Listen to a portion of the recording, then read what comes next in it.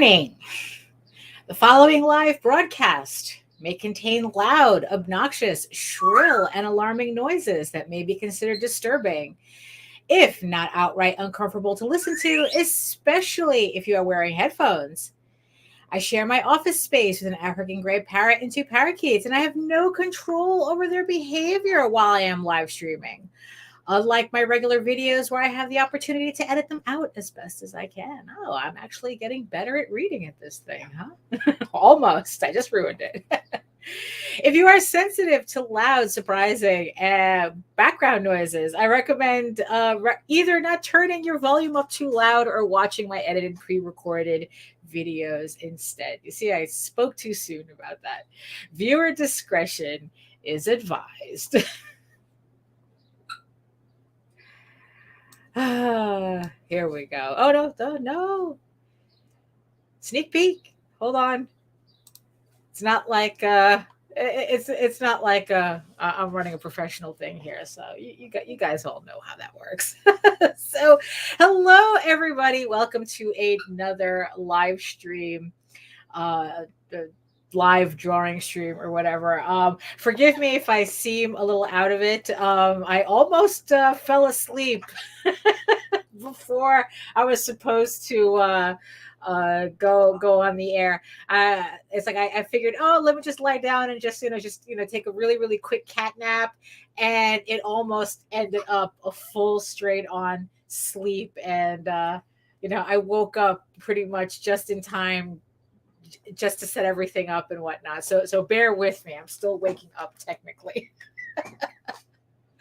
So hello everyone. So my name is Daphne Lage and I am a cartoonist, illustrator, and comic book artist from New York. I have been self-publishing comics since 1992 because I don't know what else to do with my life if I wasn't. And I am known for the funny animal fantasy adventure Tall Tales, which is currently on pre-launch on Kickstarter. So head on to the link that in the show notes below, where you can click on the link to get notified when the campaign goes live on June 13th, 2022, which is just less than a week away. We're going to be launching it on Monday. So I am also known for my medieval fantasy soap opera drama, EGORAVEN, Heir of the First Unicorn, with Volume 1 collecting issues 1 through 4, also dropping on Kickstarter later on this year. But for now, everything is about Tall Tales right now. I am also co-host with Nita Lanning on the Rage Into the Vlogs show every Monday and Friday on the Rage Into network, which you might be seeing this stream also from. So you can, so then our next show is going to be on Friday, so you can join us for that as well. So, but in the meantime, my banner, there we go. But in the meantime, you can read both my comics online at Tall Tales Online, TAILS, and EGOWorks.com up here, EGOWRKS. All the links are in the show notes below.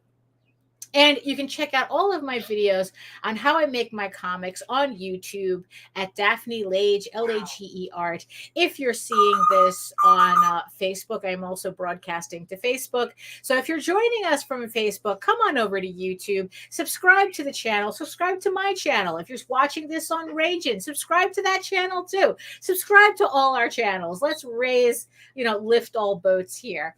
I'm still trying to get my channel over the 940 mark. Holy crap. It's like I keep seeing it going 40, 39, 40, 39, 40, 39. I'm getting really tired of it. So a couple of people subscribe so I can finally get this channel above 940 so I can stop looking at that number. But really, come on over to YouTube, where it's a lot easier to join the chat and for me to see your comments. And hit the notification bell so that you get notified whenever any of my streams go live or any of the shows that I'm on Ragin also go live. We have tons of shows on Ragin for you to watch. So like I said, make the algorithm gods happy and hit that subscribe button. So thank you so much for showing up. I barely did. I know, like the last couple of weeks, I haven't been doing a stream because just a lot was going, just a lot going on between the office and just catching up on end of the month stuff or beginning of the month stuff, depending on how you look at it. Yeah, but I figured I finally do, push through another stream today because I still have a lot of work that needs to be done. And yeah, so let's see. So what do we have? A little bit of housekeeping. Actually, not really. I mean, like I said, I told you about the campaigns that are about to go live. Like I said, all the links are in the show notes.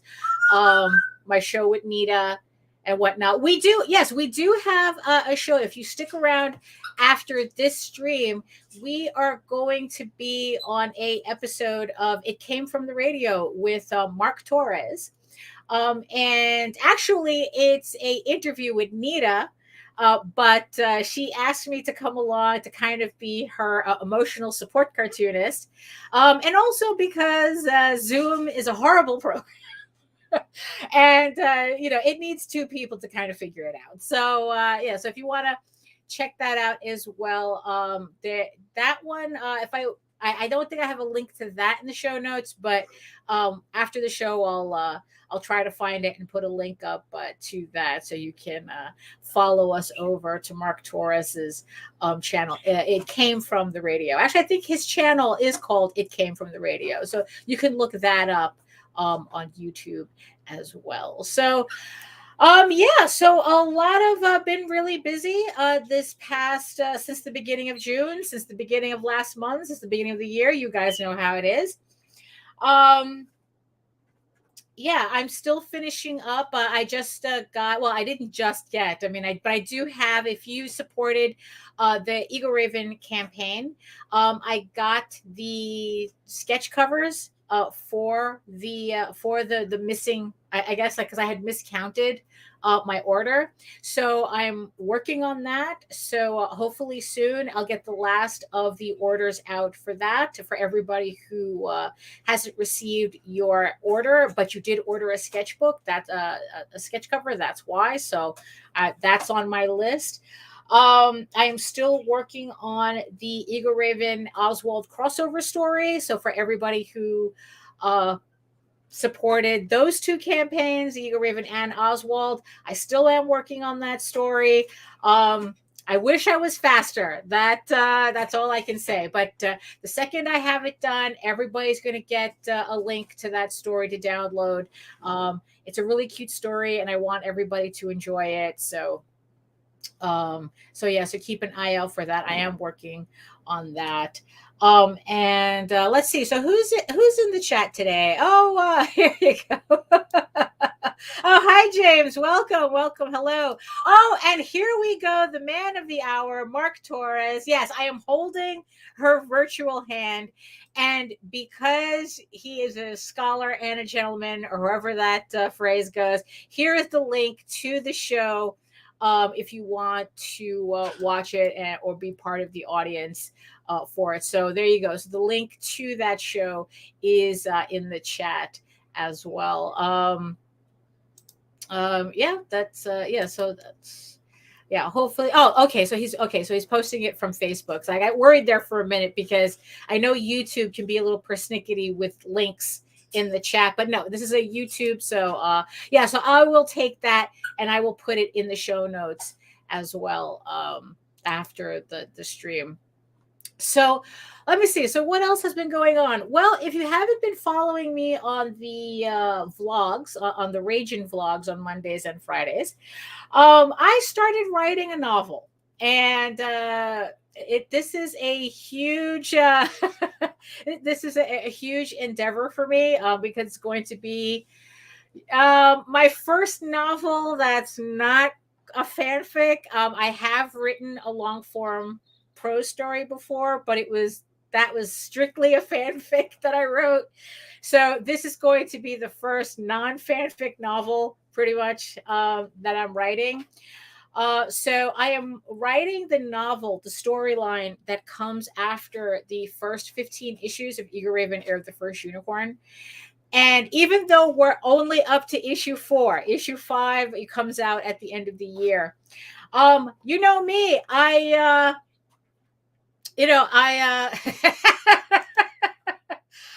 maybe, maybe there is a couple of scenes in there, but hey, you know me, it's like, look, a novel allows me to do things with a little bit more carefree attitude than if I was doing a comic. So, which is the reason why I'm kind of moving in. Well, not completely moving in, but so like I said, EGORAVEN is 15 issues, and I have that completed. And I have a bunch of stories that's supposed to come after that. But I had a huge debate as to whether I'm going to do them as a comic or as some kind of comic / novel hybrid. Because it's a lot of work. Doing a comic is a lot of work, and 15, and to get these initial 15 issues out, I mean, I have the Kickstarter scheduled until 2025. So 2025 is when you're going to see the completed 15 issues. So if I have a lot more story, it's like, I don't want to spend another 5, 10 years, 6, 7, 8, 9, 10 years just to get another story or so out when I have so much more to tell. So after going back and forth and really like thinking about the pros and the cons of doing comics as opposed to doing novels, which it's like it has its things. Comics is a very visual medium and whatnot, and and it'll be consistent with the series. But a novel, prose in general, allows me to put in a lot of storytelling elements that I couldn't put in prose. I mean, in a comic book. Because it would just bog down the story and it would just meander too much. But in prose, I can do that. And it's kind of like accepted. Like, you can go on tangents. It's like, as long as it's world building, it's explaining the, like the environment and whatnot. It's like most people, I mean, I've never, it's like you can kind of do your own thing, you just, as opposed to comics where I would have to cut out so many scenes just to get the story to just basically function as a comic, but it wouldn't be the story I wanted to tell. So,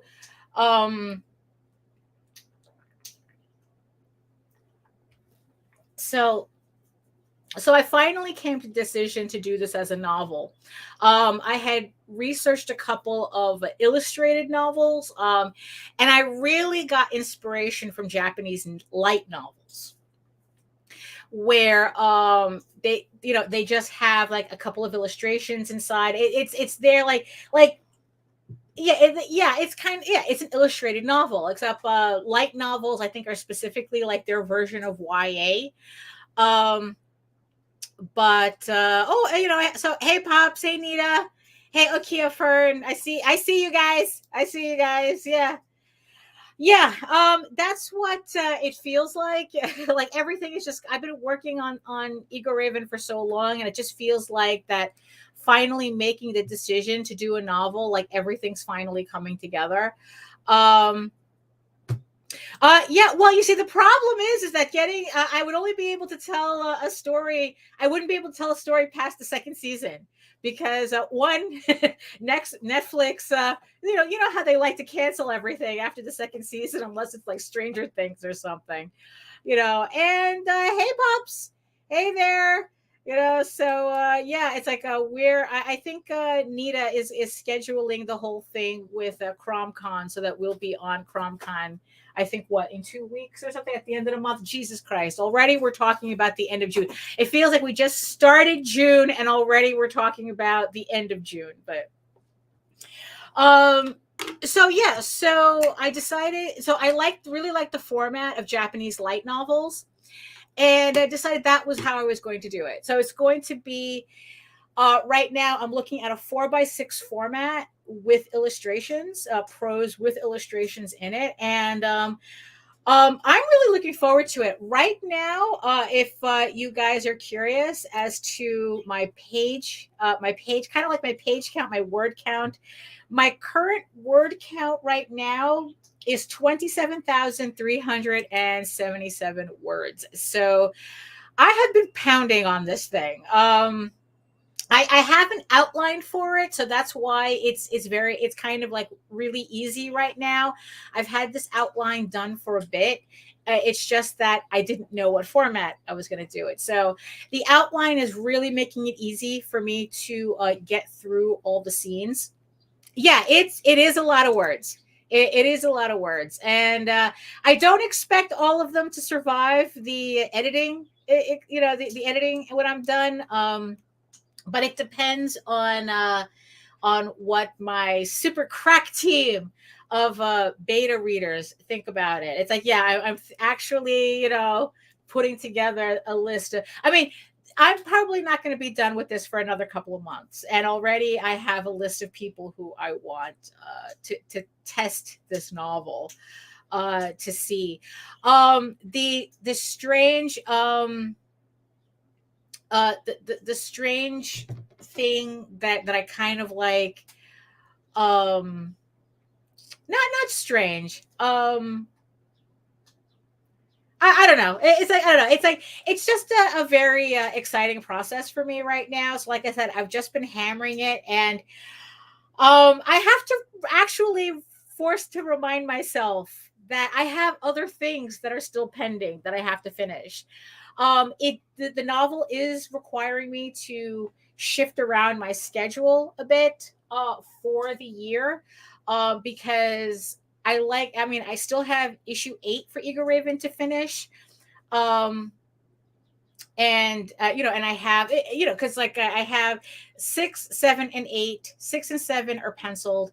8, I'm in the middle of laying out, which then I have to pencil. I have this novel, and then I have to ink. I have to ink and letter because I want to get all this work done, at least those issues done, because those are the books that are coming out next year. So I at least want to have them done so I can get the Kickstarters together, get them approved, and then have all my campaigns for next year ready to go. Yeah, that's how far in advance I have to think about this. So the novel kind of pushed a couple of things around, but as long as I keep my main focus on what I have to put out for next year, I'm okay with it. So my schedule is not too bad. I can still function with what I have. Um, so yeah, so right now I'm at the point of the story where my comic book brain keeps kicking in, going, you need an action scene here, you haven't put an action scene in for a while. And I'm not sure how like how that this is going to work. So I was just complaining to Nita about it, where it's like, it's like I'm beginning, because there's this whole thing, there's this kind of like this unwritten rule in comics that each issue has to have like a fight scene in it. Each issue has to have a fight scene, right? This was more of a, I think that's something that I heard Jim Shooter had said, that every issue has to have a fight scene, or like every couple of like every X amount of pages. And I'm kind of, but with prose, that's different. It's very different. But so I kind of have to shut off my comic book brain a little bit to able to kind of like get through the scenes that are in my outline, so, and then it's like, okay, whatever needs to be shifted around or whatever needs to be added, we can worry about that after the first draft. So the first draft is just going to me is just me going through my outline and putting in everything that's in my outline on into that draft.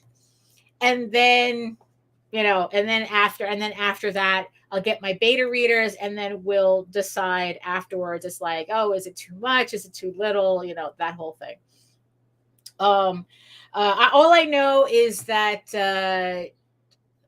JD gave me two pieces of advice that right now at this moment I completely forgot one. So maybe that's not important right now. So you know, he just you know, yeah, I mean, you know, if there was another piece of advice that I remember him mentioning, is that the first draft is where you put everything you want in it. You put everything, you know, so you know, the kitchen sink, the whole thing, you know, and then you kill your darlings on the edit. So that's going to be a little tough, because um I'm really enjoying every scene that I'm writing, but I know that depending on how the readers, how people are reading this, because it's very easy for me to say that, because I know the characters intimately, I know the story, I know everything. It's my story, so of course. But when we get to people reading it who, well, one, they're going to have to read the comic book, the comic book series, to understand the book. I mean, it's like, that's also one thing that I had to really come to terms to. This isn't going to be a novel that someone who doesn't know anything about the story can just jump into. This is literally going to be a continuation of the 15 issues of the comic. So you have to, read, that book. You have to read those stories in order to really understand what's going on in the novel. So there's kind of that to maneuver around, because what I definitely didn't want to do was spend so much time retelling the story, where it's like, it feels it's kind of like how everybody groans at every Spider-Man movie that comes out, because I go, oh my god, are we gonna see the whole shit with Uncle Ben again? I mean, I think we collectively know as a culture the origin story of Spider-Man, so we do not need to see it again. So it's kind of like this on a much smaller scale. I really am requiring everybody to be familiar with the comics when they come out, when the novel comes out, because like I said, it's going to be a direct continuation. So yeah, so that's going to be interesting to see how that goes. I was also concerned about the fact that, could I transition comic book readers to a novel? That was also another concern that I had with this. And the whole idea with doing an illustrated novel seemed to kind of calm my fears about that.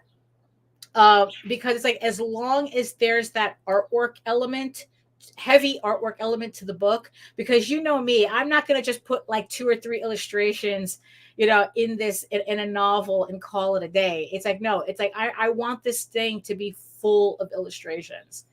Not so much that I might as well have done a comic, but enough to really be complementary to the prose, as well as offering that bridge of being a bridge from the comics into the novel.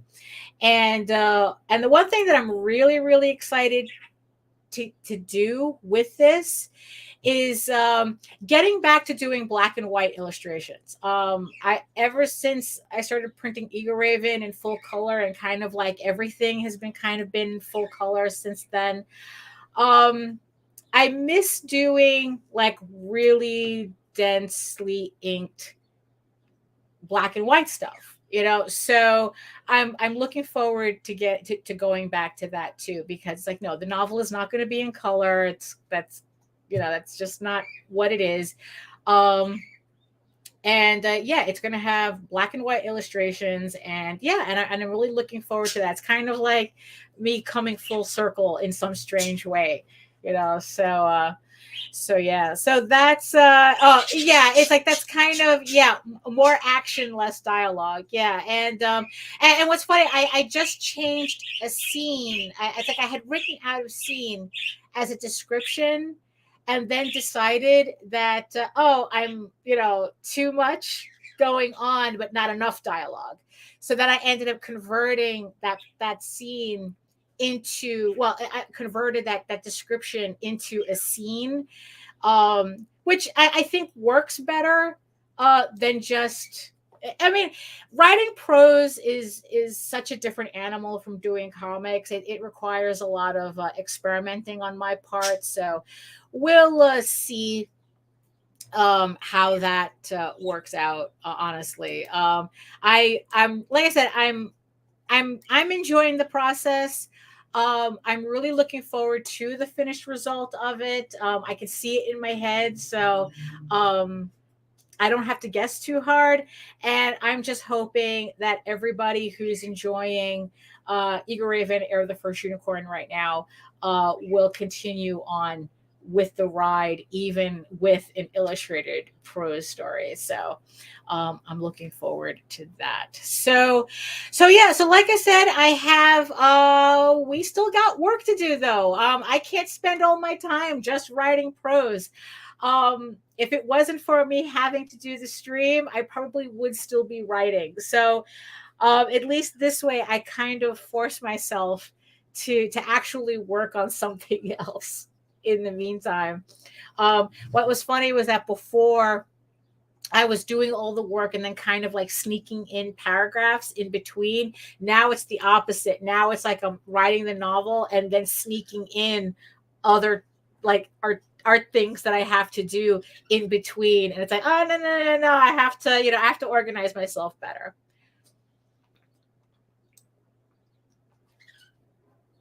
So let me see what I got here. Hold on. So, yeah. So, okay. All right. I can get rid of that one. Okay.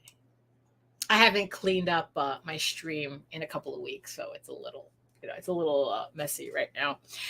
So okay, so on that, so we're just hitting the first half hour. So like I said, there's always work to be done. So I'm going to throw a couple of bumps, and then we're going to move on to the drawing table, and then I'll show you what I'm up to for this, and yeah, and that's and then we'll just do the usual that we do, so if you have any questions or whatnot, or you want me to talk about something or anything, just mention it in the chat, and we'll see how that goes. So okay, so let me do that, and I'll be right back.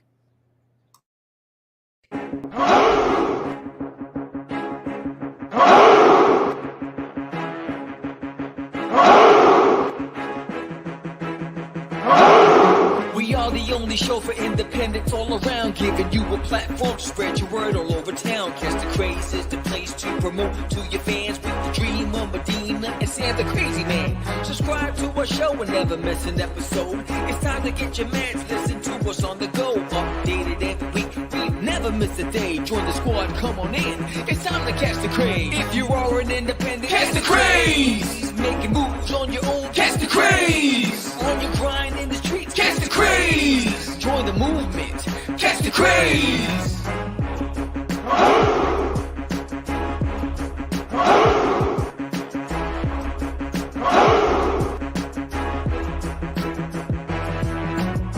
Yeah, George, we did it again.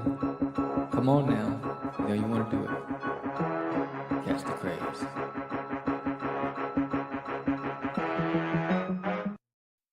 Hi everyone, Daphne Lage here. Join Nita Lanning and me on the Ragin' to the Vlogs show, where we talk about everything, nothing, and all the bits in between. Looking for hour-long conversations about indie comics, social media marketing, and crowdfunding, with the occasional rant and story time? Head on over to the Ragin' 2 channel on YouTube, Mondays through Fridays at 11 a.m. Eastern to join in the chat.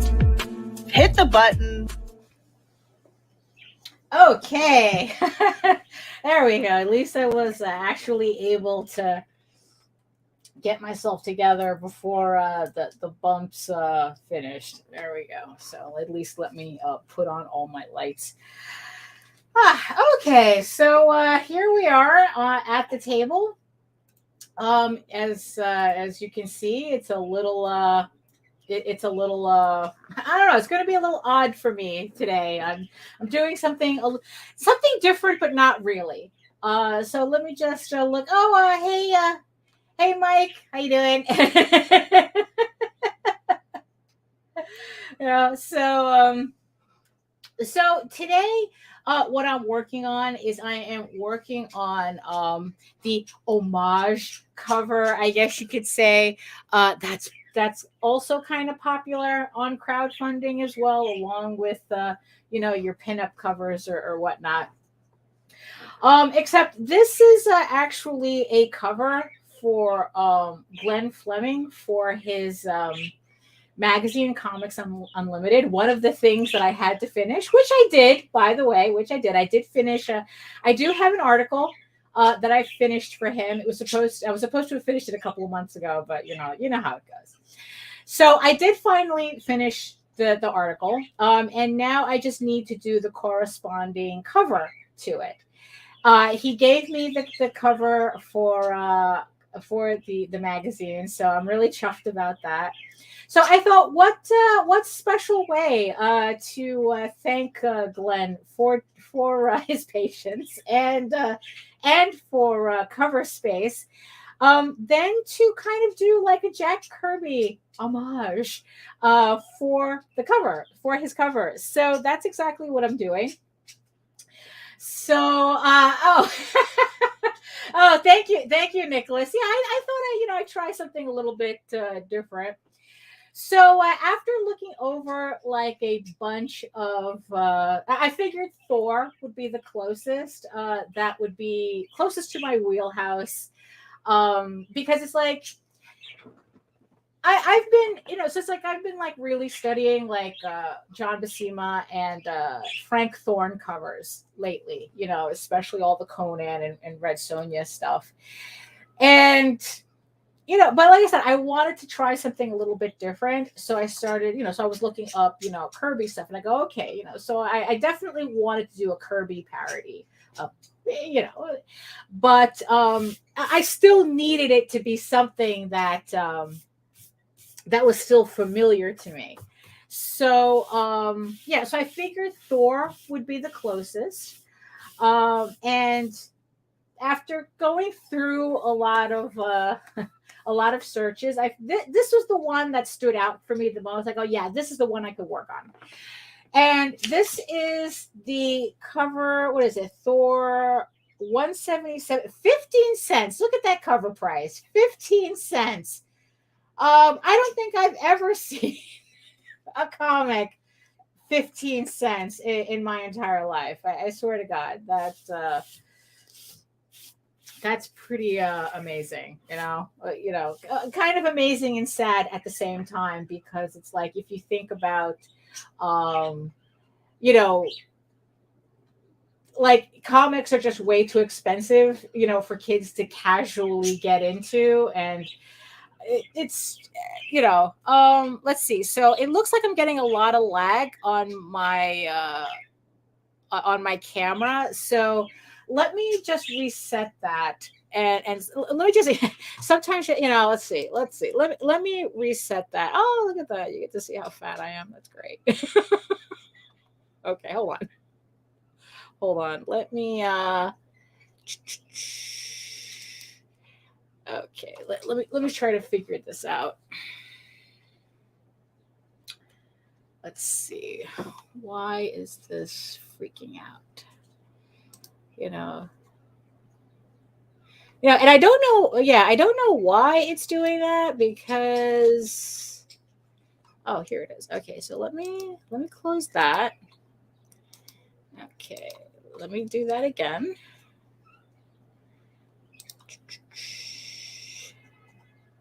Okay. All right.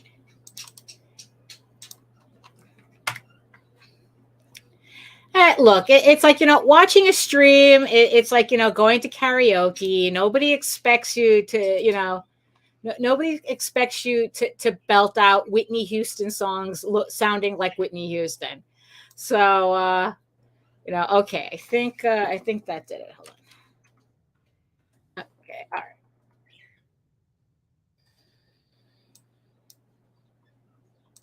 Okay. All righty. Okay. All right. Okay. I think that did it now. Of course, and of course it couldn't it couldn't have sorted itself out before I was, you know, when I was testing everything before. Thank you, Nicholas. Yeah. So okay, so where were we? All right. So what I essentially did was actually the original the JPEG that I was working on was so small and shitty that only now am I realizing what's going on in this corner here. So I actually have to fix the sketch before I kind of work in this area, but luckily there's enough of everything else for me to work on, so I can save that for last. So what I did on the computer, so I took the JPEG of this the smaller JPEG that I based this on, that I had of this. And then I did like a rough sketch, this rough sketch. I don't know if you guys can see. I know that blue line is not exactly, you know, camera friendly. So I did this rough sketch digitally just to get the positionings the way I want, because I wanted it to look, to really look like the piece. I really wanted it like, you know, you look at the cover and it's like, yeah, that's where this comes from. It's not, you know, a based on kind of thing. It's like, no, I actually wanted to look like I traced it. So so that's what I did. So I put in all the figures in the right positions, you know, and it's, you know, as close as possible. And like I said, I'm going to have to go back in and now that I know what's going on here, to fix up this corner here. But like I said, there's enough here. And then I printed out, I have a Canon Pixma Pro, which I have pretty much solely to make blue lines. And that's what I did. So I printed out my blue line, and now I'm going to tighten up the pencils on this to get it to the piece that I want. And also, I just remembered that there's also another piece of reference that I wanted to have open so that I could refer to it. And actually, technically, I think I have it on my phone too, so I could have done that. But let me do that. So I'm opening that piece of reference on the on my other computer here. Well, on the main computer. Let's see. Let's see. What issue is that? Oh, yeah. So that's... Okay. There we go. All right. That's what I'm looking for. All right. And yeah, so what I'm going to do is... I think for this one, I was trying to decide whether I was going to use another like blue line on top of it, or use my red pencil instead. I'm kind of deciding here. You know what? Let me you know what? Let's just go full on blue. You know, it's like that's so let me just adjust this. So I'm just going to get this thing out of the way. This I'm just going to slide it up.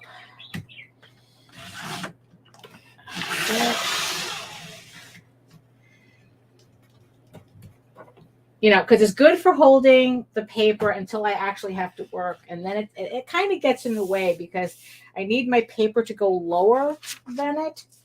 You know, because you see, it's like, you know, that thing is, you know, because the chair that I have now doesn't go high enough to kind of like allow me to compensate for that little jump. So, okay, so we're just going to move this out of the way.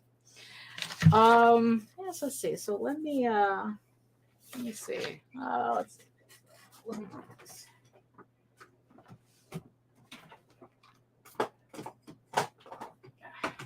Okay, because that's also the thing, though. It's like the ledge is convenient, but without it, I need to use a little bit of tape just to keep everything from sliding off the table. So okay, so let me put this here. And let's see. I'll leave this. Okay, I'll leave the tape here. Okay, so all right. Okay, so all right, so let me set up a little mood music here, courtesy of Streamyard. And and we'll start working and see how this goes. So let's see. All right, so okay, so how's all right, so let's do a mic check in the chat. So how does that sound? Is it too loud compared to my voice, or should I lower it a bit? I mean, on my end, it might sound a little loud, but I'm not sure if that's just my headphones. Let's see. Wow.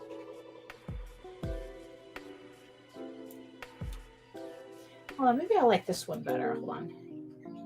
Oh, that's the one I like better. Yeah, the other one was a little, I don't know. There we go. I think I'll stick with this one. Okay, sounds okay? All right, good. Thank you, Nicholas. Okay,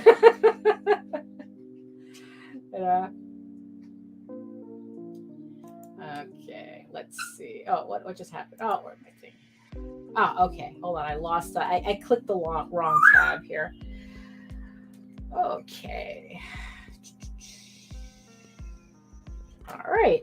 So, all righty. So, so we have Lucky Neko in the house. Right. Hello. So, all right. So let's get this piece started. Because eventually I have to finish this and also get this colored and, send this off to Glenn. So.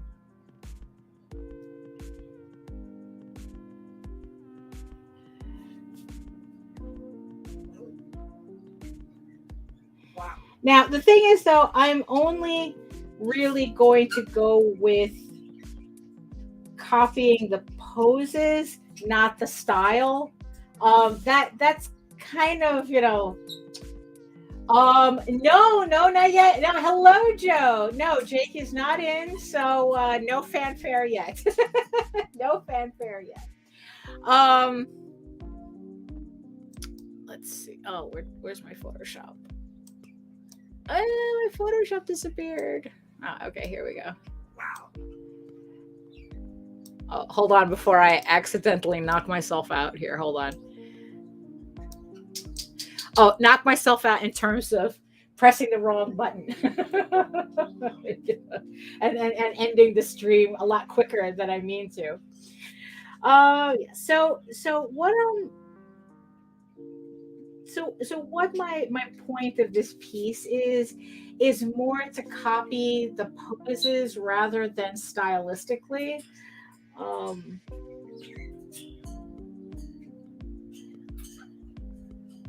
So yeah, I'm not sure if I want to copy that inking, because I think that inking might be a little too bold for me, to try, but I'm not sure yet. I'm not sure.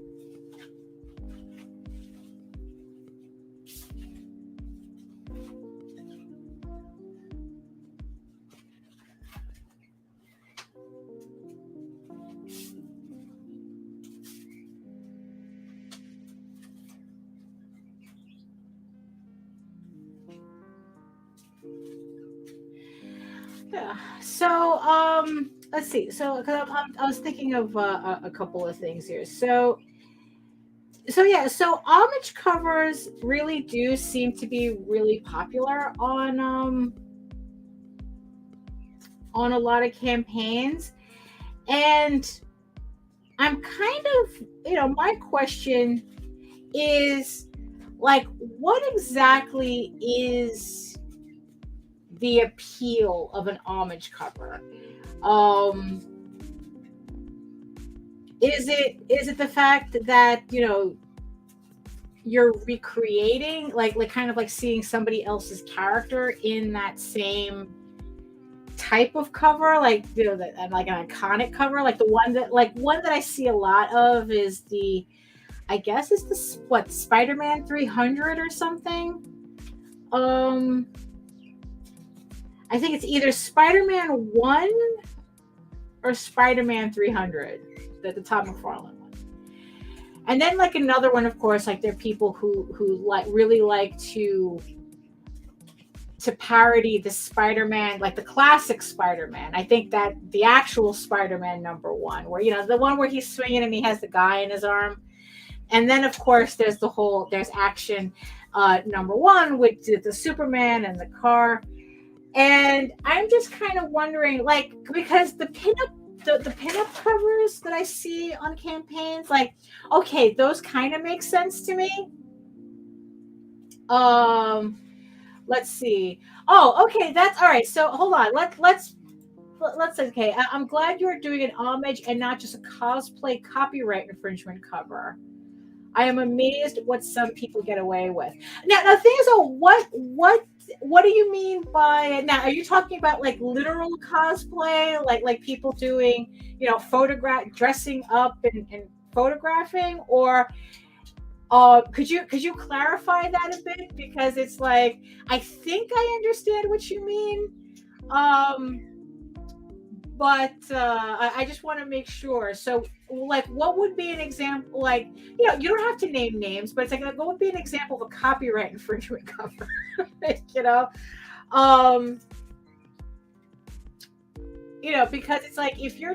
it's like I'm talking in the context of people using their own characters to parody iconic covers. I guess it would be like what I'm doing right now. It's like,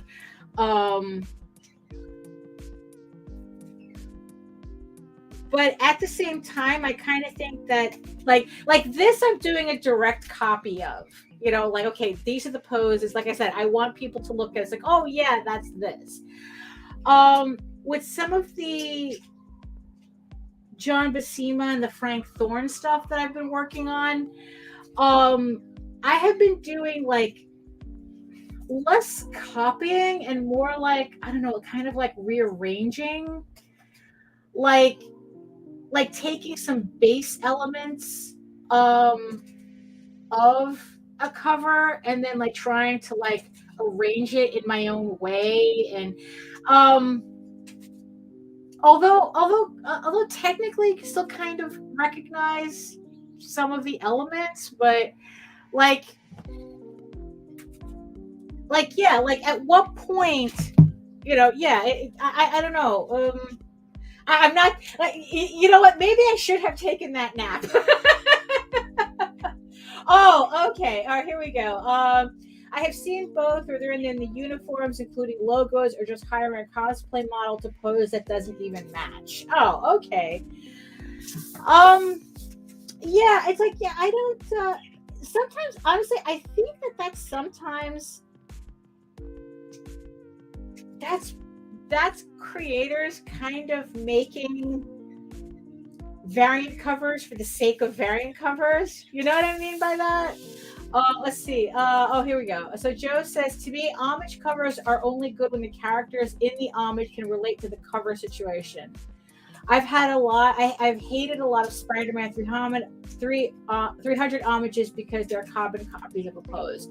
Okay, that doesn't relate to the character it's in. That's true. Okay, all right. I do understand that. Those are strange. those, because it's like, yeah, that's what, when I was looking to do an homage cover for this, I didn't just grab any cover that Kirby did. It's like, it still kind of need to make visual sense to me. Which is why I ended up narrowing it down to Thor for this. But like, yeah, for me to do like a Spider-Man 300 homage cover with EGORAVEN doesn't make, yeah, it doesn't visually make any sense to me. But let's see. It's like, oh, and that's the at that point is something the artist has to decide, but seems risky. Yeah, I mean, yeah, it's like, yeah, I don't know. It's like, I don't know. I just kind of run with it and see what happens. I mean, because the whole point of me kind of like doing the rearranging is like trying to figure out what is it that makes a cover, what makes Basima so effective in doing covers, as opposed to just doing like a pinup. You know, it's like,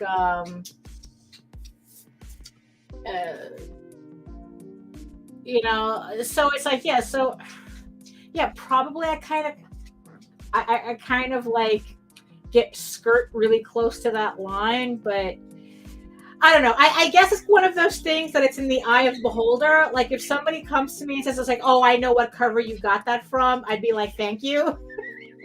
Because I did. You know, I'd probably just be like that. So let's see. Let's see.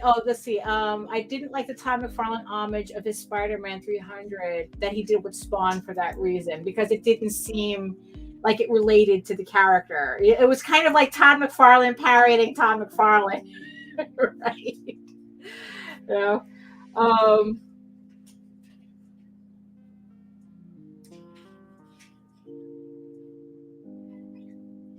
So yeah, but also like my other point that sometimes it just comes off as creators trying to do variant covers for the sake of doing variant covers and having variant covers, as opposed to it like actually meaning something, I guess.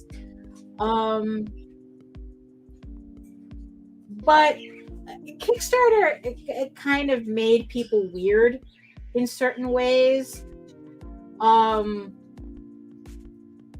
With that, in terms of like, here's a platform that, oh, well, yeah, it's like, oh, well, you see, here's the thing.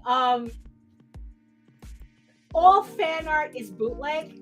You know, it's like, I keep saying that, you know, all fan art is bootleg.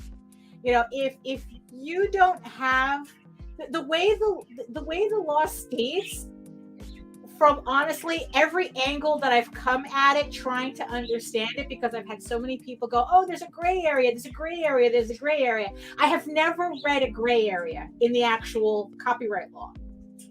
It just says that if you do not have the right to use a character, you can't. You know, it's like you're creating a bootleg, essentially. And there's a lot of people at conventions who don't like hearing that.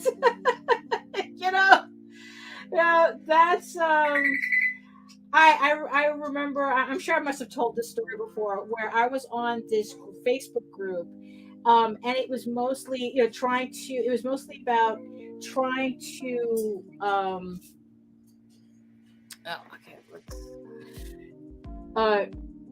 trying to find manufacturers for like for things, you know, like charms and stuff, you know, like now it's like what you can go on a lot of these websites now and do, right? And I guess this forum that I was on was inhabited by a lot of let's just say 16-year-old anime artist alley kids, okay?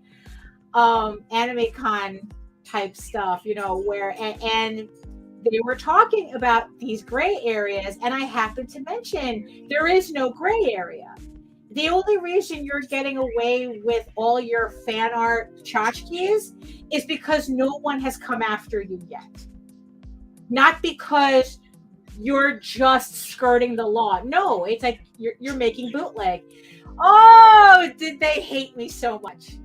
You know, it's like I got so dogpiled in that forum. I just said, you know what, fuck it. It's like I'm literally surrounded by children.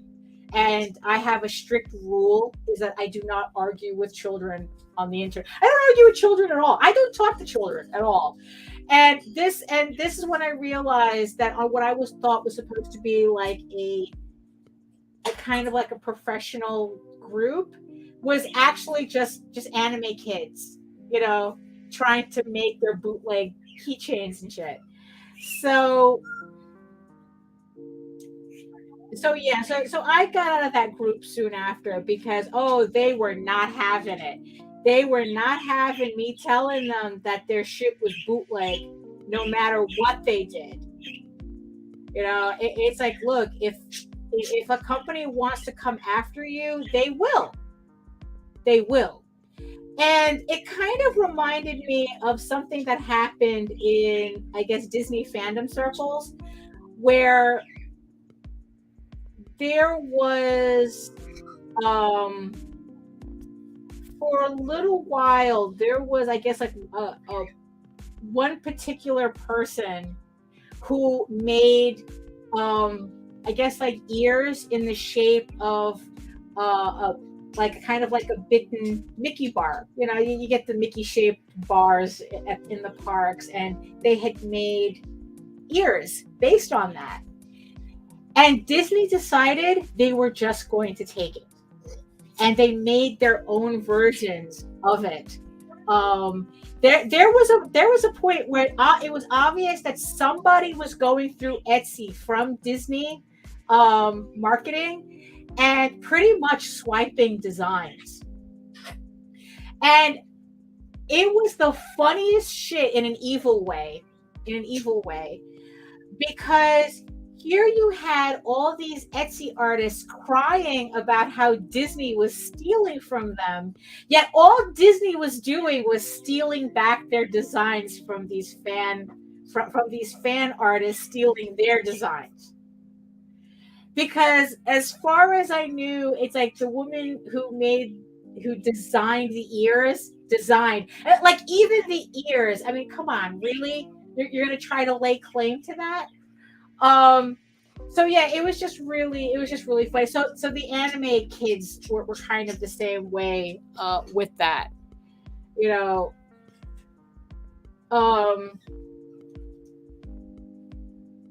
Yeah, exactly. Yeah, it's like anime cons are the worst. Yes, they are. They don't get that these anime companies aren't spending the money to legally pursue compensation. It rarely happens. And you see, and that's the thing that I was trying to get these kids to understand, that it was only by luck that they were able to do what they were able to do. But they were really insisting that, oh no, there's a gray area. And it's like, okay, you know what? All right, whatever. You know, it's like, I got my own shit to do. You know, it's like, I'm not here to literally argue with children on the internet. You know, so yeah, so I guess we're kind of in agreement that I don't know, that homage covers are kind of weird unless it's done in context to who's doing the homage, right? Because that kind of makes sense to me.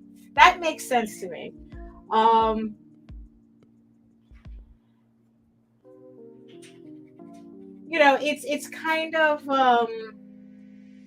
I mean, which, yeah, because it's like, it's kind of like, you know, you don't do a nudie cover.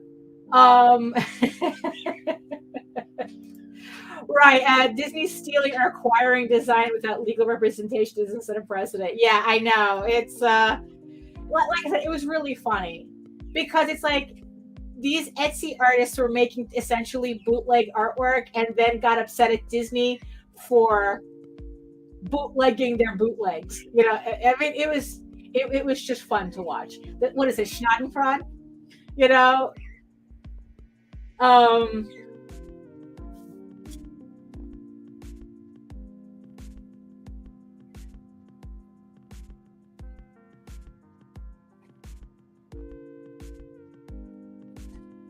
oh, like, well, variants that make sense, because it's like I still remember this one campaign. It wasn't an homage cover, but obviously somebody had gotten it stuck in their head that they had to do like a nude variant for their book. The only problem is that they were doing kind of like an all ages kids book. I mean, and it was such the cringiest shit that I've ever seen. I mean, it's like, no, bad creator. You have no context of what you're doing. Stop it. I mean, it's like, yeah, so don't do a nude cover for a book that's supposed to be all ages and for kids. And just like, don't do an homage cover if it makes absolutely no sense with your own work. You know, yeah, it's like, yeah, that, yeah, I think that those are kind of like good rules, right? I mean, but of course, like any rule, you know, any of these types of rules, it's you know, if you know, it's all, you know, do what's best for your campaign, but it doesn't mean I'm not going to judge you for it. You know,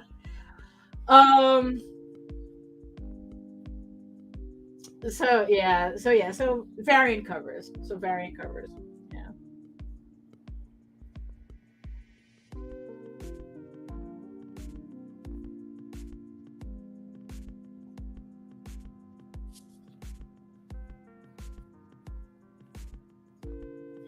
You know, so when I was looking at trying to find a cover that I thought was going to work for me, it's like, you know, Kirby is one of these artists that I kind of only understood as I got older.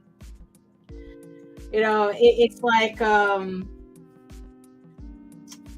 know, it's like, I really do think that, you know, when you're younger, and especially, you know, when the Image guys, you know, they were doing their whole flashy artwork and, you know, styles and whatnot, and it's very easy, you know, to look at artists like Kirby at the time and go, you know, what is this shit? It's like, oh, this is so old, and, you know, that type of thing. And I really do think that it takes age to understand what you're looking at. So, and that's kind of like how I'm at, you know, like kind of where I'm at now too with it. So, you know, I'm looking at this, and, you know, on one hand, you know, I'm looking at Kirby's style and I go, yeah, I can understand the criticism that it's ugly. I can understand that. You know, it's just there's a certain like primitive look to it, you know. I mean, it's definitely a style, that's for sure. And it's not necessarily a style that is endearing, right? But at the same time, the more you look at it, you begin, I mean, at least I did, it's like I began to understand, oh, now I get it. You know, that I was kind of looking at the wrong things. You know, because because when I was like tracing over this piece and really like, I mean, it's very different from the John Buscema images that I was used to, you know, staring at. And I'm just I got my reference up on the other computer, that's why. If I do anything else other than stream on this laptop, it's just going to freak out on me. So that's why I don't have the artwork on this screen. I have it on that one.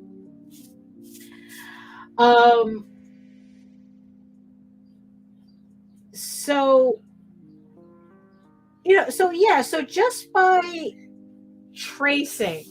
actually tracing this out, trying to figure out what I was going to do, I began to see, it's like, oh yeah, this is very different. This is very different than like John Buscema.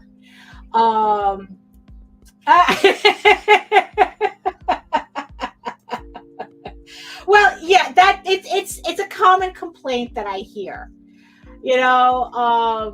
but like I said, I think people are looking at the wrong things. I mean, it's like they're just kind of like, there's a lot of people out there who think that unless artwork is extremely aesthetic, they can't get into it.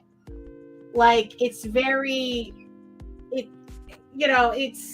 I mean, history is full of examples. It's like,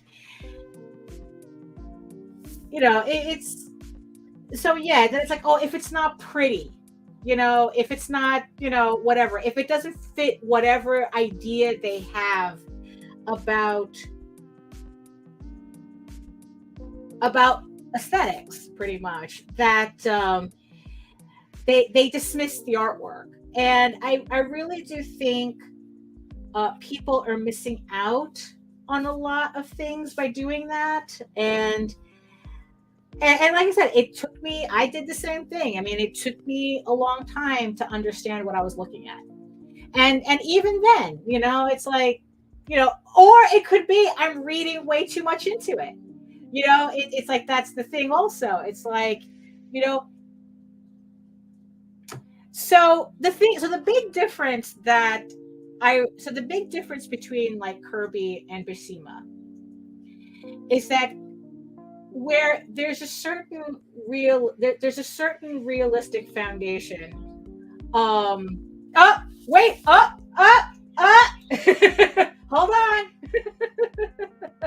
Hold on, what do we got here? What do we have a Jake in the house? It's like, I had the displeasure to look at some new Marvel comics today, and what I marveled at was the drop in quality. They must have been banned from hiring South Americans. So yes, so in honor of the Jake and the Joe being in the chat. I don't know who it is, but it probably is for Hogwarts guys. I asked my friend Joe, I asked my friend Jake. They said it was for Hogwarts guys. There we go. So yes, you are, honestly, Jake, you are correct in I don't know whether they've been banned from hiring South Americans, or they just found people to work cheaper, which I think is probably what's going on. What's going on with that drop in quality. But like I said, so the big difference that I'm seeing, that I was noticing between Kirby and Buscema, was that where Buscema's artwork, there's a certain realistic foundation to it. Kirby is extremely theatrical. Like, it's almost as if it's kind of like, it's very Shakespearean in terms of like the characters are literally acting. And I mean, like, even the way they laid out this cover, it's, with the floor Asgard, it's like, that whole thing. But the thing is, though, they did the same thing on a lot of the Conan books. They did, where it's like, it's like, oh, they had like these blurbs and stuff. But again, you could tell the difference between, Barry Windsor Smith and John Buscema and whatnot. But you get to Kirby, and it's like kind of like Shakespeare, watching Shakespeare. Everyone is over the top. It's incredibly bombastic. And I kind of think, I mean, it really is, like, it's almost like the characters are self-aware that they're in a comic book, and I kind of think maybe that's what turns people off to him,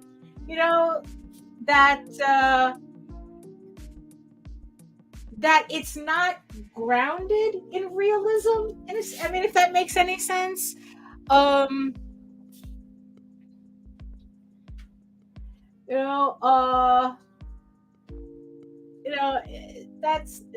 That's kind of like the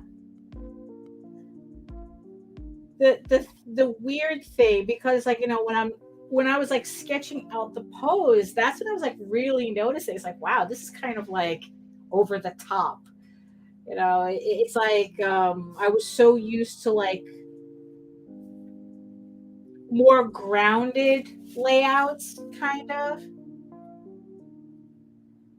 But but I think that that's kind of like what makes doing these types of like homage work, because like it's like because the whole point is for me to understand what makes these covers tick. Now that's sexy. An oversized black and white Hellboy Artisan Edition. Yeah, those yeah, I love those books. I love being able to see the pencils and exactly the way the artist drew them. Those are really good. The only thing though is the fact that they are oversized. And I literally do not have a shelf anywhere in this house where, because Jose has like a couple of those books, and we don't have anywhere where it displays properly. Like it's like they have to be piled on top of each other to fit on the shelf, so you can't take it out casually. It's a whole process. Again, I seem to be stuttering.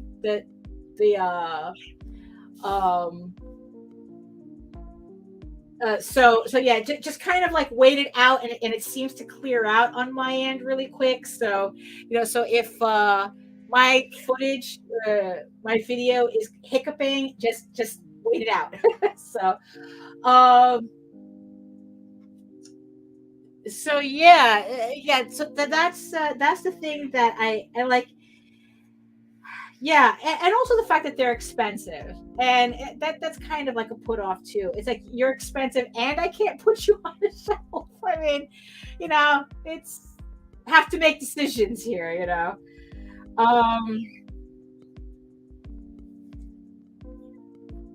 But yeah, so when I was drawing out this pose, I'm like going, wow, this is like really like over the top. And it kind of brings home the whole thing that we were talking about with, like the homage cover has to fit the character. And yeah, it really is true. So, here we go. Let's see. I've been studying Eisner's work. I can see how him and Kirby had these breaking of rules style that work, unlike Mike Mignola. Oh yeah, no, them's fighting words. Them's fighting words, bro. Yeah, I'm gonna have to side with Jake on this one. Except for the, we're still on speaking terms. But, yeah, because I actually don't agree with that. Although I do think what's happening now is that Mike Mignola is going the way of Pablo Picasso, where people have seen him do that style for so long, they think that's Mike Mignola's style. Like they really, like, it's kind of like these people who they say, oh, I'm going to paint a Picasso, and then they just put the squares and shit all over the place. And it's like, no, Picasso was an actual illustrator. It's like he's the one that says you have to know the rules in order to break them.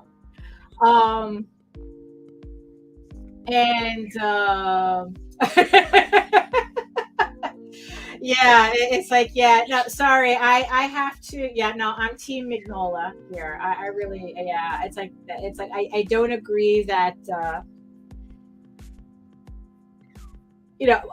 right, but Yeah, so people go, oh, I'm going to do Mike Mignola style, and then they just do the block shapes and whatnot. It's like they black out their characters or whatnot, and they think that that's it.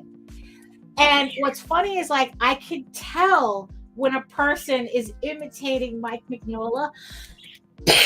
Oh, excuse me. It's like, that's dust, not COVID. So I guess somebody started barbecuing outside.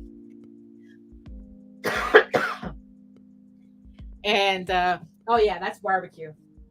That's barbecue. And yeah, it's like, ugh. It's like, oh, I'm all choky.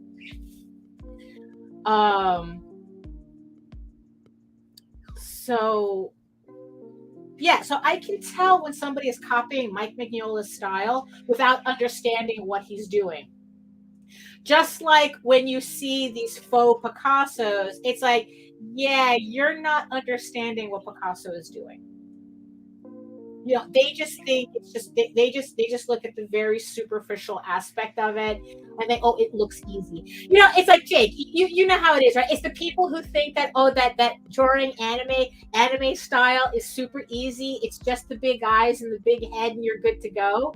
And then when they actually try to do it, it's like, oh wait, this shit's hard. It's like, no, you actually have to know how to draw to understand why they're drawing like that. It's it's like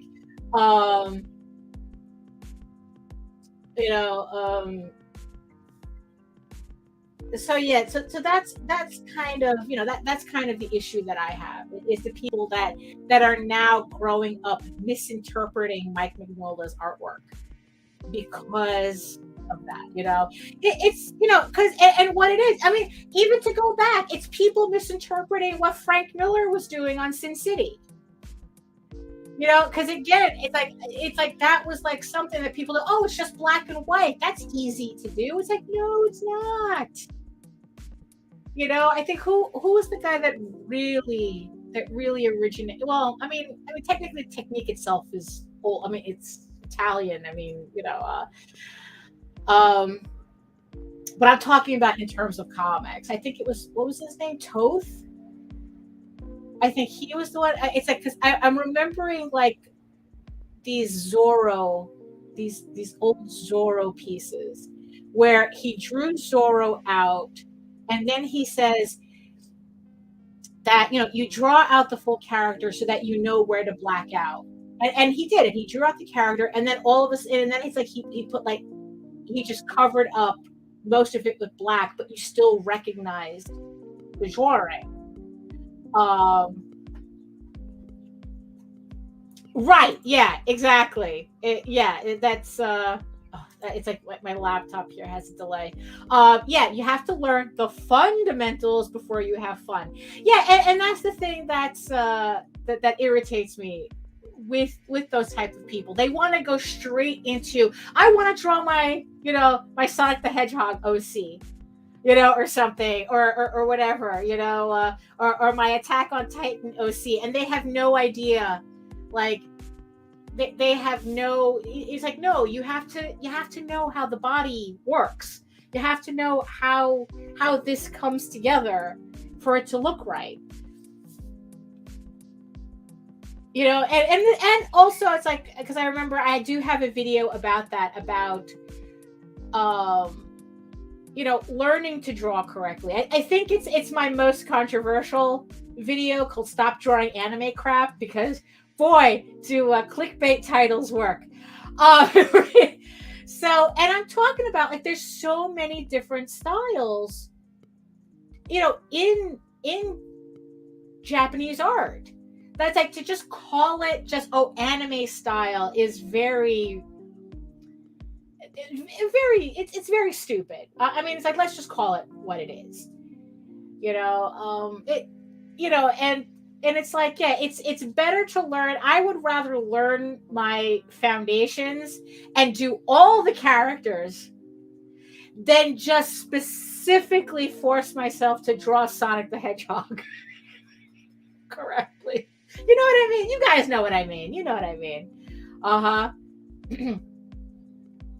It's like, look, you know it. You had one. You know it.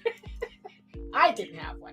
I didn't. I predated Sonic. So it's like I didn't get into Sonic, you know. But you know, once you're in furry though, hella Sonic's OCs. so there is yeah. So there's no escaping from Sonic the Hedgehog.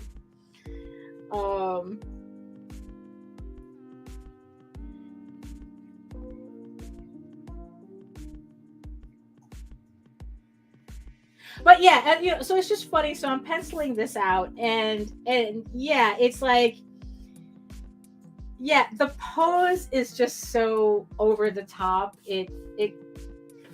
I don't want to say it borderlines on ridiculous because, like I said, it's like I'm so used to a more grounded, realistic style. But it is funny to see it. It is funny to kind of like, you know, just to see how everything is like coming together, and it's like, oh, you know, it's like, okay, like this is going to be a really nice piece when it's done. But I do have to admit, Kirby is not a style that I will be kind of you know, like I'm not going to be like working into my repertoire. Let's just say that. You know, it like this is something very specific. I mean, really, it's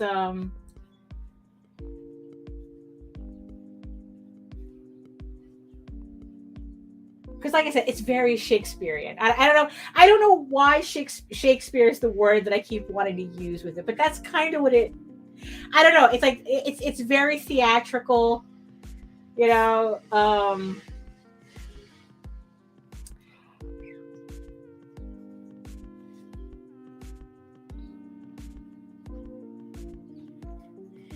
Yeah. Oh, right. Oh, yes. The anime Pop Team Epic. But yeah, so I have this video if you guys want to check it out. Stop Drawing Anime Crap. It's one of my older videos. And what's actually really funny about it is it's one of my best performing because everybody who comes across it only reacts to the title and they completely go off in the comments without watching it. So I just leave it. You know, pretty much to put it bluntly, it's like it's a video where everybody in the comments is calling me an asshole, but they never watch the video because I explain myself extremely carefully what I mean by what I'm talking about. And I even bring up, you know, all these, like how ridiculous it is to say anime crap. You know, because, okay, what are you talking about? You're saying the Studio Ghibli is anime crap, Junji Ito is anime crap. You know, it's like, you know, it's like a Miura, the guy who did Berserk, that's anime crap. It's like, really? Can you actually show me, you know, like look at those pieces and say that this is garbage? You know, I mean, honestly, at the time, I was really, really perplexed by a lot of that attitude. Well, I mean, I haven't really been. I don't know what the kids are watching anymore. You know, it's been kind of years since I kept track of it. Like, look, honestly, the last anime that I watched was Violet Evergarden, and you know, I don't think that's indicative of anything. Although, I did pick up the light novel for Goblin Slayer to kind of see what the hype is about. Yeah, so I don't know, but that's, you know, I picked up Goblin Slayer just to kind of to get an example, to buy an example of what an illustrated light novel looked like, because, you know, I was researching formats for illustrated novels, and I figured, screw it, let me kill two birds with one stone and pick up Goblin Slayer and see what the hoopla is about. So,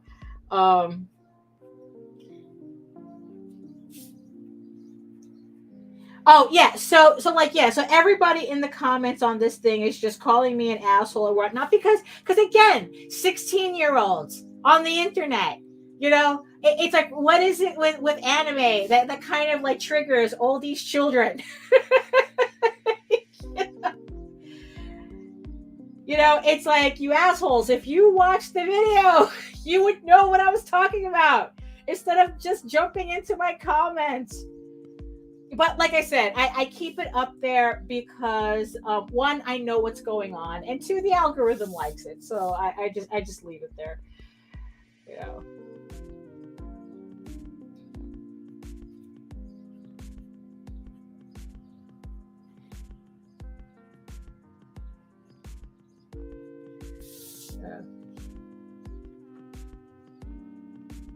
Oh, is that pretty much the summary of Goblin Slayer?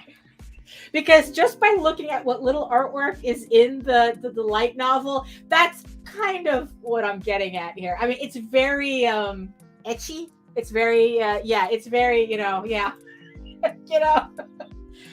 oh yes, there's a big old H all on this.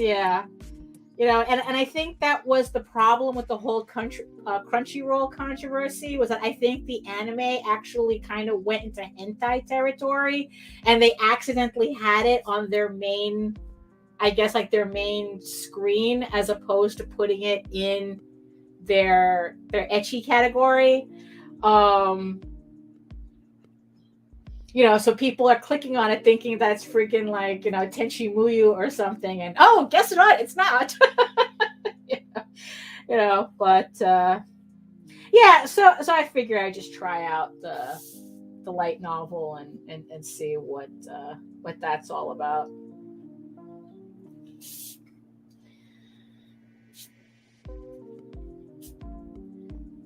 Yeah, this piece is really funny. I do have to admit. The pose is really getting to me. I have to admit. I have to admit. The pose is it's very specific, it's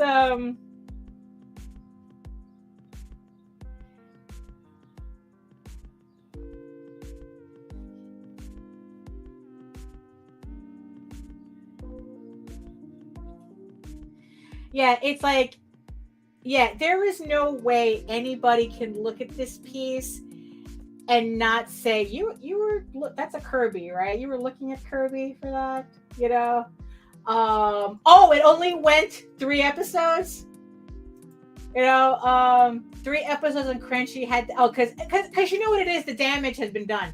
Now it's like, you pissed off all the moms that were just dumping their kids in front of the TV set. And Crunchy was not going to get away with it. So right, it's like, which is absolutely ridiculous. It's like it's not all the same. It's really not.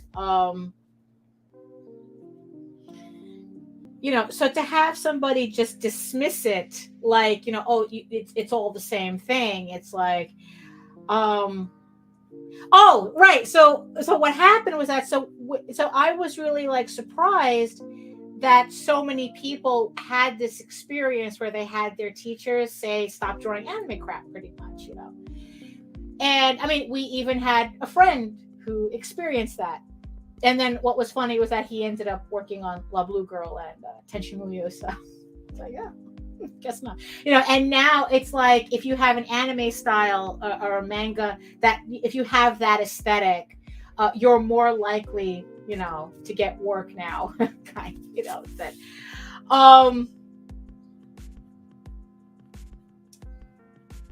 And the thing is like, when I did the video, it was in reaction to all of these people, all of these kids saying, it's like, oh yeah, I was told to stop drawing anime or whatnot. But, that was how I understood it. That it's like, no, what your teacher was trying to tell you, that you weren't learning the fundamentals to do the artwork correctly, that you were just going straight into aesthetic, and you can't, it's very difficult to grow from that if you know, because it's like you're just doing aesthetic, so you don't know where anything goes or whatnot. And then like several years later after I made that video and I kind of went back and revisited, no, the teachers were just racist. That was the conclusion that I came to on the revisit of this time. Your teachers were racist. You know, so yes, it's like it was a lot simpler. I gave the teachers way too much credit. You know. So yeah, so you know, so if you want to check it out, that's on my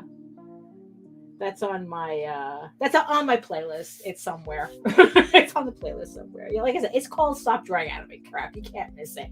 It still pops up a lot as a mostly watched video, you know, so it's still there.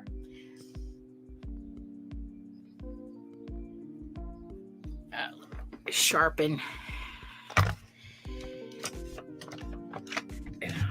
So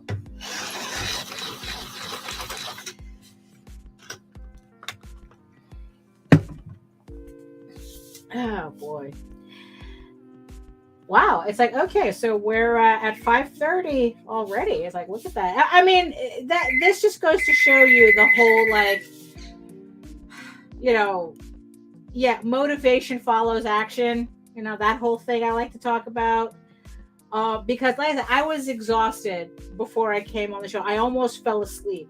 You know, and I kind of was like a little discombobulated before, you know, at the beginning, but now it's like, oh, okay, now I'm kind of like a little bit more awake and into what I'm doing and whatnot. And the muse has blessed me with action, you know, with motivation now that I've shown the effort, you know, to work. So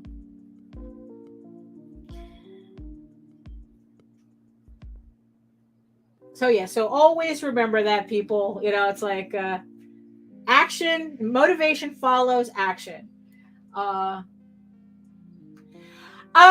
think, you know, yeah, I think that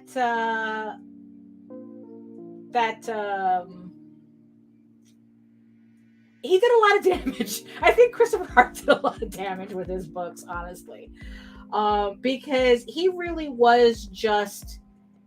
It was yeah, and even yeah, no, he did a lot of damage. You know, yeah. Let's see. Yeah. Let me see. Let's see. As teachers in junior high and high school, stop drawing only contours, shade things. Oh, that's weird, because it's like when I was at SVA, it's like drawing contours was really important. I mean, they had us do studies just based on contours. You know, because the thing is, though, is that you still have to know how things work in order to shade properly. You know, so it's like, yeah, I don't know. Maybe just a lot of art teachers suck. Is that it? Maybe that's the problem. You know, but then it's like, that's also, you also have to remember that art school is not about teaching you art. It's about adding to what you know already. You know, so you really should be like, I mean, especially nowadays. You know, it's like, honestly, it's like, I don't even see the reason for anybody to go to a dedicated art school anymore, to tell you the truth. Unless you're learning a really, really specific skill. But like, even then, it's like there's nothing you can't learn on the internet. Especially when it comes to artwork. You know, I mean, it's like, because in the end, artwork is just practice. You still have to do the work in the art part, you know? And it's like, in all the classes in the world isn't going to teach you that if you're just the type that thinks, well, I took the class, and don't you know, and don't do anything more from that. Um,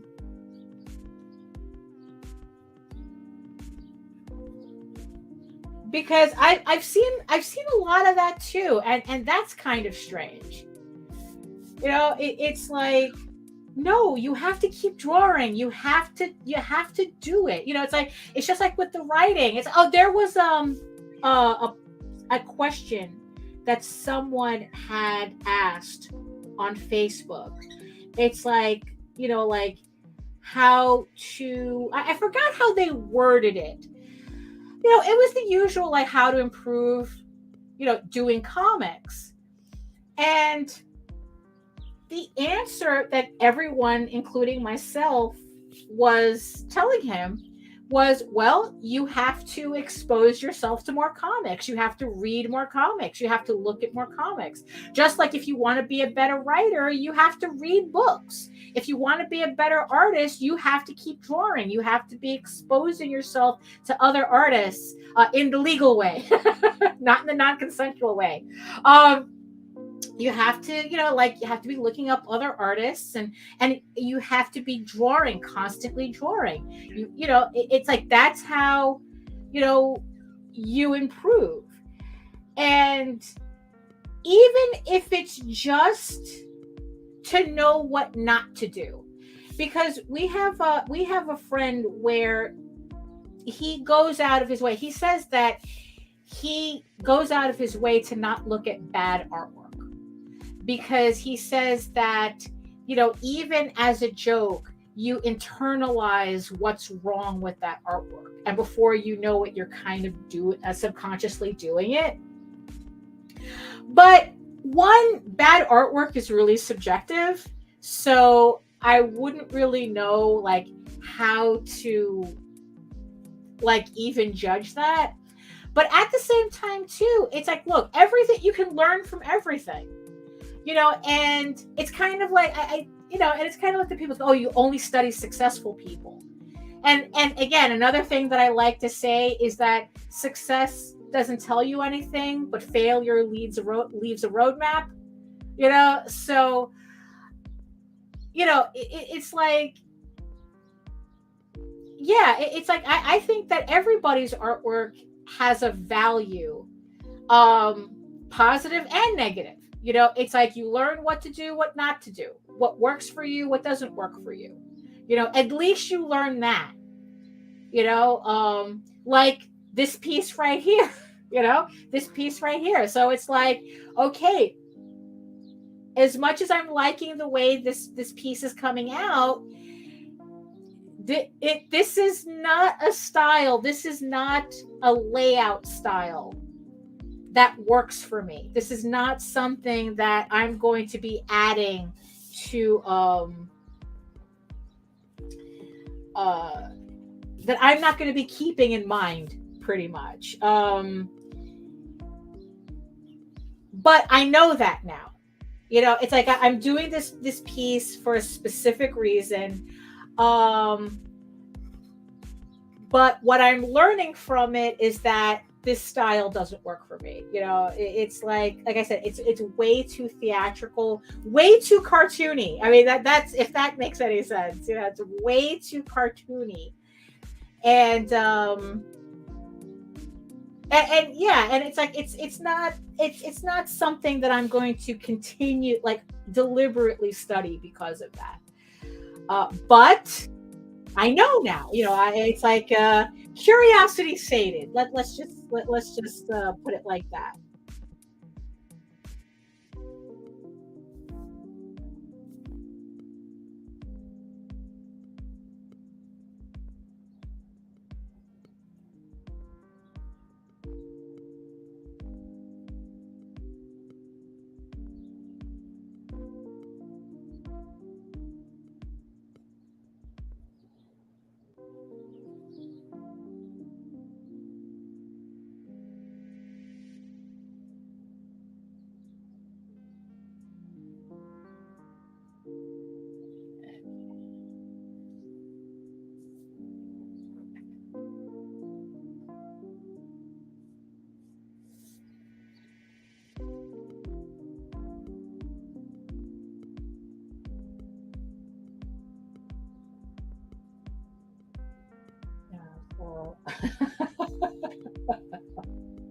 Yeah, it's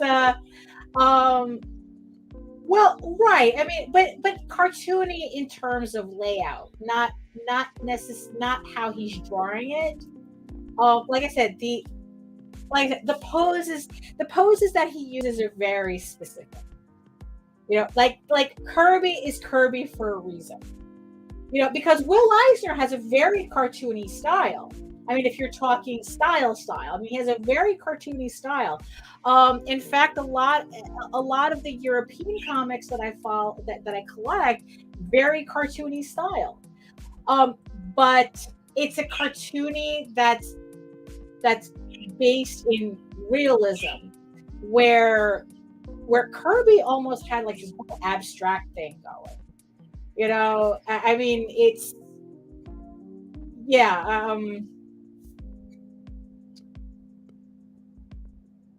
yeah, it's yeah, his posing, his yeah, not necessarily the style, not necessarily the style.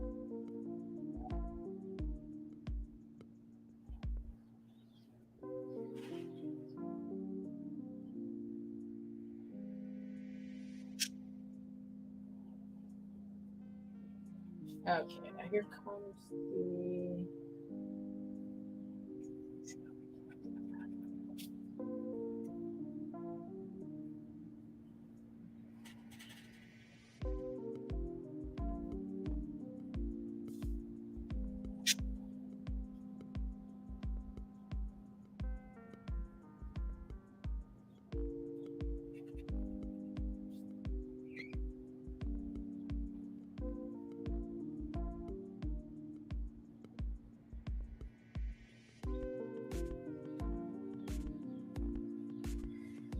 Okay, now we gotta. Let's see.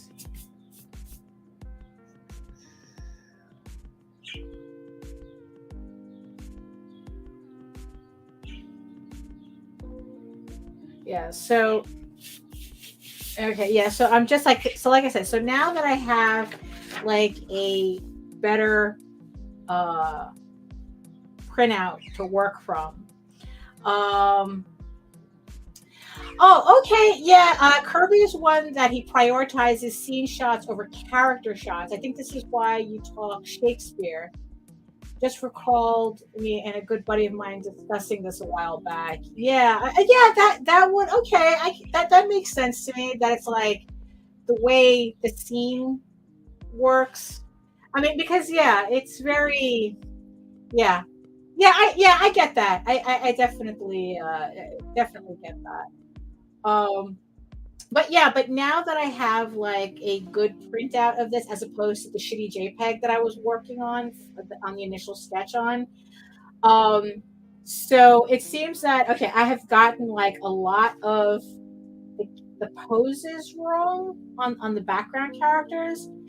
So yeah, so this is okay. So yeah, so this is what so we have the basic. So we have the basic like so this is what I got so far. So what I have to do is I have to go back in and okay, one I have to add the guy that goes here. So I have to put him in because I said in the original JPEG I didn't know what was going on here, so I thought maybe it was like I don't know like I don't know what you know what I didn't know what it was, so I just like put rocks and you know but no, it's another body. So I'm going to be putting that. So I'm going to be putting another dragon here. I'm going to clarify the one that's here. Right. This guy seems okay. I mean, he's back here. He'll probably be okay. So these two I'm not quite happy with. So I want it to look more like how they look here. So I'm going to like fix that up too. I mean, so yeah, so this is where the light box comes in and I can just fix it up, you know, but like this guy and this guy I can pretty much still work with. Like I said, this guy I just have to clarify a bit. Probably I'll end up light boxing him too. But you see, but this is the thing, though. This is the thing. You know, it's like, yes, I am going to be tracing these because this is the point of the piece. You know, I want it. It's like, yes, I am tracing specifically this cover because I want it to look as close to the source material as possible while still being my characters. You know, so yes, it's like, so yeah, so but the thing is, though, again, I have another video on my playlist somewhere where I talk about using reference and, you know, how it's not cheating. Using reference is not cheating. Yeah.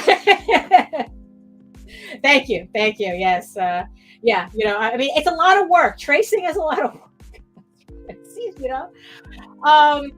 know, it's like, I want this to look a certain way. So instead of just sitting here trying to guess what I'm looking at, it's like, look, why reinvent the wheel? Because I'm not trying to reinvent the wheel. I want the piece to look like this.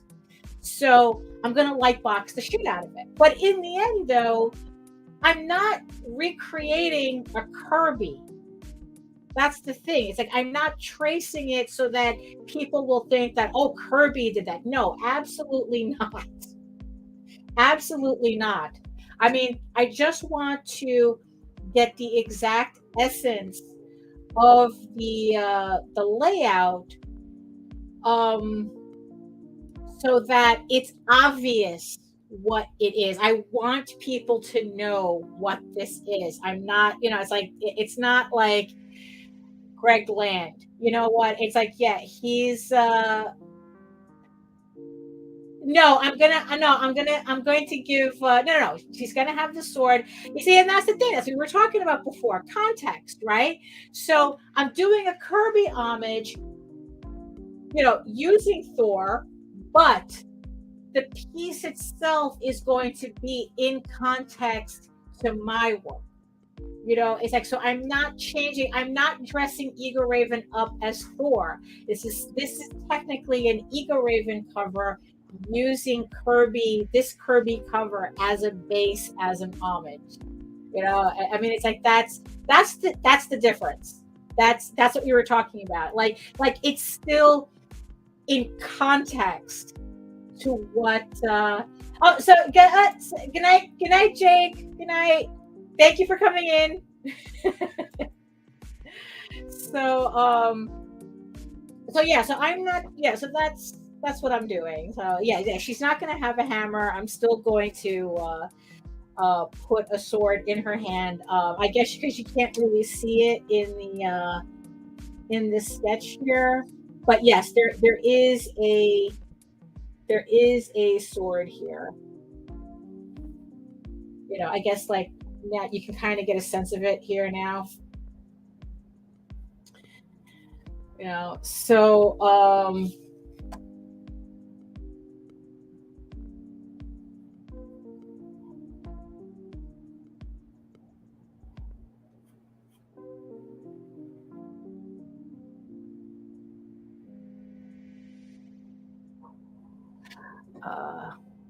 what was I talking about? I don't remember what I was talking about.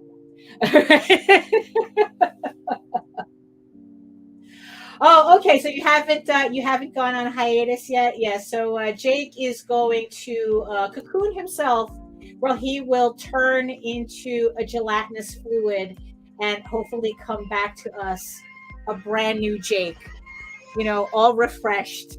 And ready to tackle comics again. I mean, because look, sometimes we just have to do that. So but thank you for coming on into the chat anyway, Jake. You're always welcome. You know how it is. You know it.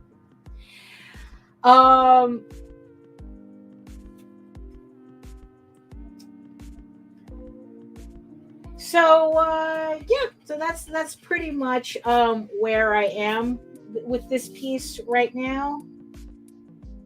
So let me see if I could just try to get this.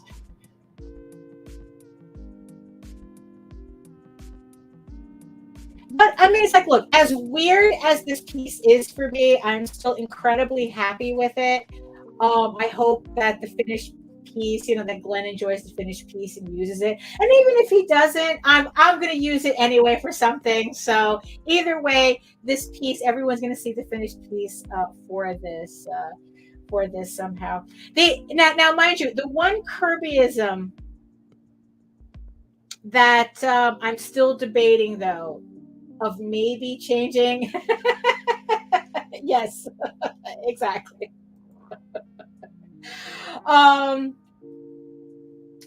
Is the fact that he just has a white background here.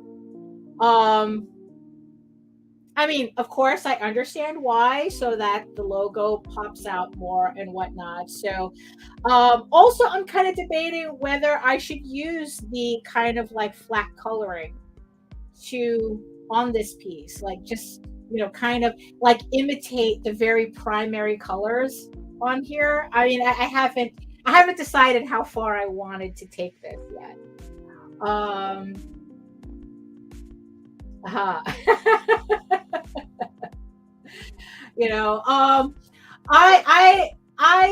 Yes, I have done commissions. Right now, I have a waiting list that I want to get through before I open it up again. And also, there's very specific pieces that I'm doing for people that I've also promised pretty much. So yeah, so that's currently what's happening. That's why I don't talk about commissions, because I just can't take them right now. Like I said, I have a waiting list that I promised all these people that when I'm able to do it, I will contact them.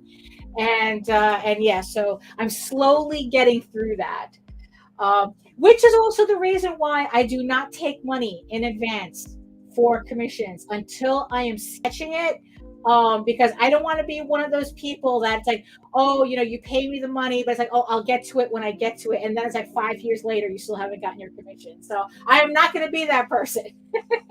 I am not going to be that person. So, yeah, so I've got, so like I said, I got to get through that list before, but definitely, once I go public with a list, you will know. You will know, and unfortunately, that list will probably, fill up really quickly. So, I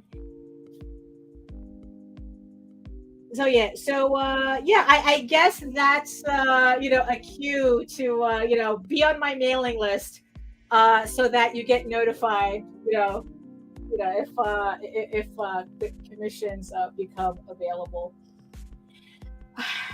So okay, I think I'm going to stop right here for now with this. We have a couple of more minutes. I'll just continue putting in a couple of little things here that I forgot.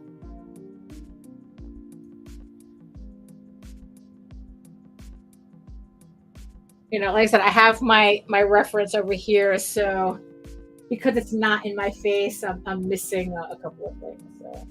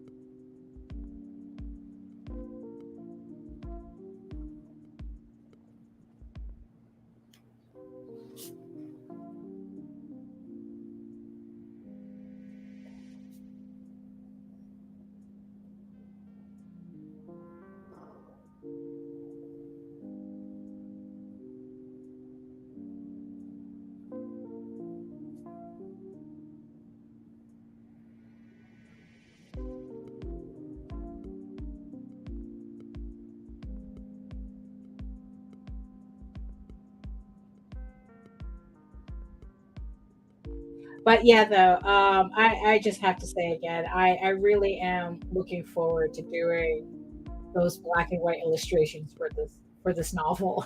Just like I said, I haven't really done dedicated pieces in a while.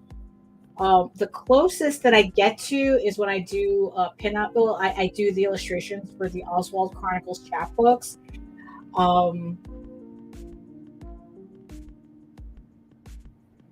But I mean, but to do like a full novel, and like I said, I can imagine this book in my head, you know. So I'm just like really excited for it.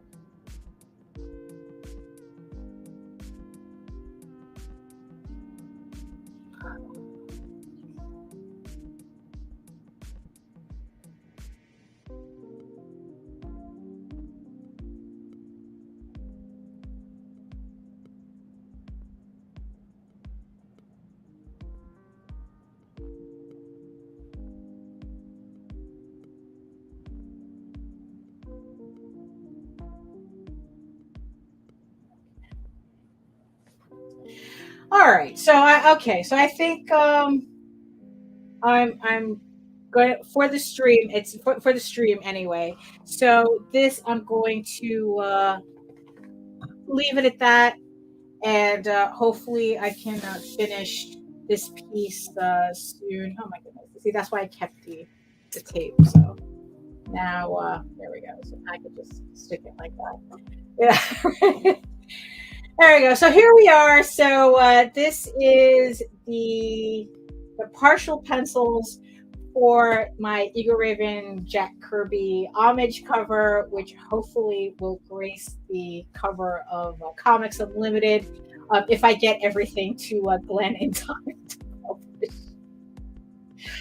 You know, but hey, that's the life we lead, right? It's not like we get paid for any of this, so.